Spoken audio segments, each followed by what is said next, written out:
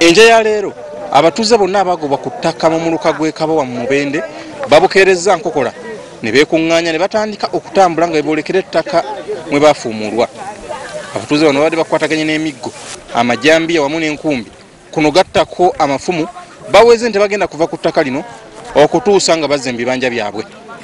Bagamba nti omugagga Alan Mugisha eyabagobaganya ku ttaka yakikola mu bukyamu nga nabo kati basazeewo okudda ku ttaka lyabwe nga beesigamye ku kiragiro kya pulezidenti. Gatugobese nakane mundu tiwaliwo akasendeke yatuwa kali ka transport ni kagwera wawo era nakati turi mu nyumba mbangisi nakafirwa abana babiri nejuzi nafirwa omwana era kali katono mburirwaho kumuzika banange be banyamba ne bampaho kumuzika nakati mbonabona era kwe kuyimirira mu busisira buno nyambibwe government etuyambe. Gaga yagenda najja ne police ne batukwata ne batukuba nga ibaine mundu nabeera nga tutulugunya n'obusaali naffe kwe kutya ne tusooka ne tudduka olukozi abaana bali wano mu faamu ya mwami Alan kuba batukorako obulumbaganyi kati ng'ewange waliwo abasajja be bajjayo abakozi be bajjayo ne bakuba olugi lw'emanju era ne dirisa ne batokinga mu nju. Wabula poliisi ezze mangu okulaba ensonga bwe ziyimiridde era neegezaako okugaana abatuuze wabula ne beerema.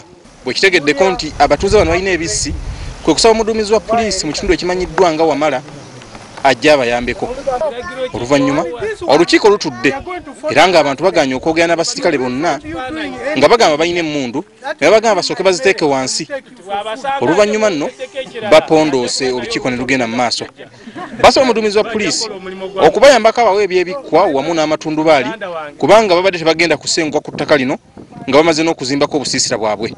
Poliisi esabye abatuuze okwamuka ettaka lino kubanga baliriko mu bukyamu ne basaba balinde minisita avunaanyizibwa ku nsonga z'ettaka yababalamula. In our offices we have a land desk which can sort out problems. You have seen how these people were rowdy, and if we were not to talk to them they could have taken law in their hands. So our advice is you allow people to be advised not to take law into their hands. Mu mwaka gwa 2024 omugagga Alan Mugisha yagula ettaka eririko abantu abasomoka kaga kalamba nga lino liriko ebyalo bisatu omuli Kabowa, Lwemmamba wamu ne Namisogi mu muluka gw'Ekabowa. Bano nno be beeswanta nga bagaba bakomyewo ku ttaka lyabwe.